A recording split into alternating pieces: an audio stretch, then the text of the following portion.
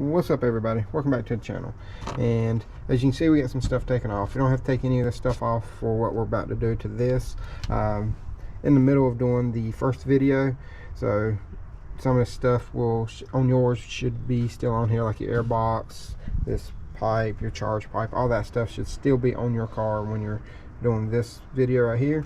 But what we're doing is we're actually just going to be doing a tune-up on it, do spark plugs and an oil change on here, and then we'll check a few other little things just to go over. You know, we'll check the belt, we'll make sure all our fluids are good, brake fluid and stuff like that, just because we will be taking this on a trip soon. So let me gather my tools, we'll be right back, and I'll start off by showing you all the part numbers that we have for everything, and we'll jump right into it. Alright, so let's start off with some part numbers. First thing we're doing, we're using Castrol Edge on this right here, 5W40 Euro car, advanced full synthetic. And this car only has like 86,000 miles if you watched the first video. Yeah, I showed that, but here's the part number for the oil filter. Is a 5756-1, and these are fairly decent sized oil filters on here. Here's this one right there. I think this one comes from like just a regular oil change place, but you can see this one's dirty because of the coolant that we took off with the pipe on the first video. But this is the oil filter location right here on top, so you can prime it a little bit if you want to, you don't have to. And then here are the spark plugs. They are Iridium IX NGK plugs. You can go off the BKR7EIX or the 2667, and this is a 4-cylinder 2-liter turbo, so we're going with that. I think the gap on this was set at like 36, I believe. I have to look it up again for you, but I will double check those. Always double check your spark plugs before you do those, because I know they say they come preset, but they don't always. So take your cap out. This should just pop off. Of course, that one pulled the grommet off, but we're going to put the cap back on. I'll pull it off just in case. You don't have to. I think this one right here would have cleared, but I just wanted to be sure. Put this back in. If I can find out where it goes. Oh, there's it right there. Alright, so got that one in. And your spark plugs are right here. A lot of people do the R8 plugs on the coils. Let me see if I can set y'all up where y'all can see this a little bit better. Might set you up on the battery box. Sometimes these can be a little bit of a pain to get out just by the way the connectors are.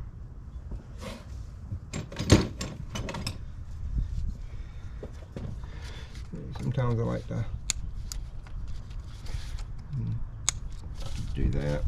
That looks like it's broke already. There we go. And they all come out together, so that way you don't get them mixed up. And I believe these just pull out, which most German cars do. You can get them out when they're in there. It's coming, it's just they're tight. There we go. As you can see, they just pull straight up. That's what they look like. And it looks like I had a little bit of dielectric grease in there from if they did them last time. I don't know if they did or not. Like I said, we just bought this car and not quite sure of any of the mileage, any of the maintenance. There is a Carfax, I just haven't looked at it all that great yet. Come on, pull out of there. There we go.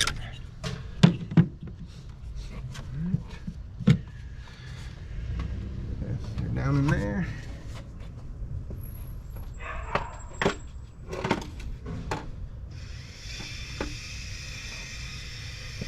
These should be 5/8 plugs. Yeah, feels like it.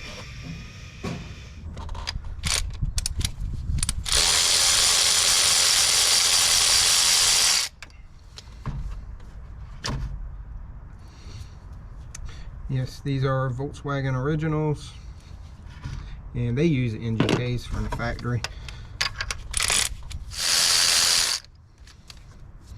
Hey, I don't see anything concerning with them. As it's only got 86,000, so I wouldn't expect anything major, I'd hope.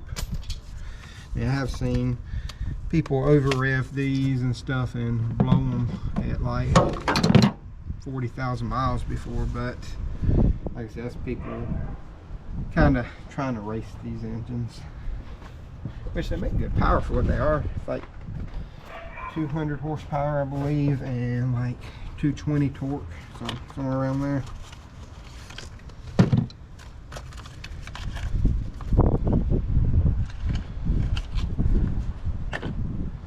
So I'm going to check the gap on these real quick just to make sure that they're good, and then I'll be right back. Alright, check the gap on these, and they're supposed to be between 30 and 32, but it says that it can be allowable up to 36. All of these right here were at 30 and 31, except for one of them was at about 34, so I knocked it back down to 32 and re-gapped it. So I'm going to go ahead and throw these in, and I do not use any anti-seize or anything on these because I took a class one time about spark plugs, and NGKs do not recommend using anti-seize on their plugs.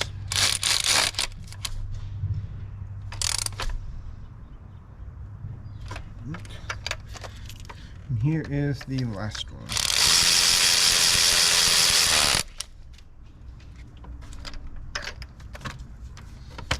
Now we'll put some dielectric grease inside the boots real quick, and then we'll put it all back down. Okay, so we have some grease down in these. You'll feel them snap. I like to put the coils back in the cylinders they come out of. You don't have to, it's just a little thing that I typically like to do.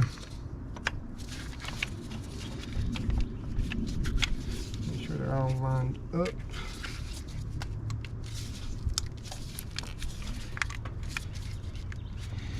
And there are your spark plugs.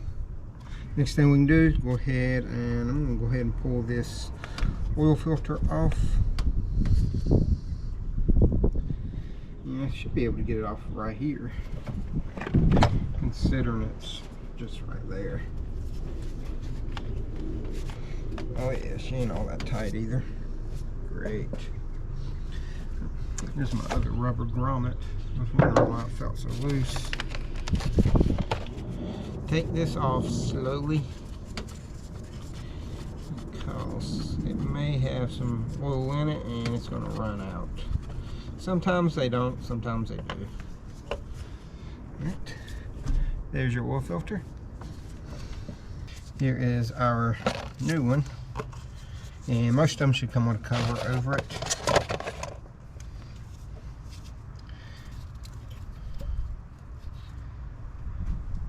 There's some oil down in here, so we're going to lube up our O-ring. Just lubing that up right in there, just so none of that's all dry. I don't know if y'all actually saw me take it off because of the area that I had y'all. So it is right here. Lift that up and just screw it in. I almost wish they would have had this line right here come around and in instead of right over the oil filter, just because of how tall these filters are. But you can still get it easy, just nitpicking little stuff like that. Come on. And as you saw, I did not prime it.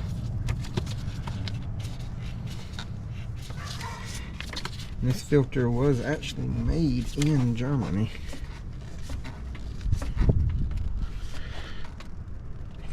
Right. So there we go. We got the filter on. I'm gonna wipe it off before I do anything else. I'm just gonna wipe it off with a rag, and all you have to do is, here's your dipstick right there, but all you gotta do is drain the oil now. And I've already got the belly pan on here drop down, and if you haven't seen the first video, I will put a link up somewhere in there. It just has these T25 torque screws. You can just pull them down. It should be, I think, 6 of them, or 7, actually 7. Should be 3 on each side and 1 right in the middle. But you pull those off, and then you can just kind of fold it down. There's 2 big ones on the back, but you don't have to take those off, and it just flops down. There you go. I'll let y'all see it a little bit. I know it's a little dark, but yeah, you can just lay it down like that, and you can get to everything underneath. Alright, so I do stand corrected. You do have to take it off all the way. The 2 back bolts are T45s, because if you just fold it down, you don't have enough room to actually put the oil pan underneath there, because it does sit at an angle. But the drain plug bolt is a 13mm, and I just used a wrench, drained it out, put it back in, put a new washer on it. And when you get ready to put the oil in, make sure there's no dirt or debris around the oil cap up here, and clean that off. Now, this does call for like 4.7. I think that is without the filter. Whenever I looked it up, with the filter, it said it should use 5 quarts total. So we're gonna go ahead and pour this in, and I won't be able to crank it up and check it just because I do have all this off and I'm waiting for a water pump. But once I put the water pump and stuff on there, I will, in that video, y'all should see me crank it up and check it, and the oil will be in there at that point. But we're gonna go ahead and pour this in here, and then once I get this poured in, we'll take you out to the inside and show you how to reset the light. I'm in the car now, and I'm gonna show y'all how to reset the service light. My my car is a 2011, but it is set up like the 12s. It goes off, I think, of the sub models, because some of them are set up like the 12 and 13, some of them are set up like the 08 to 11s.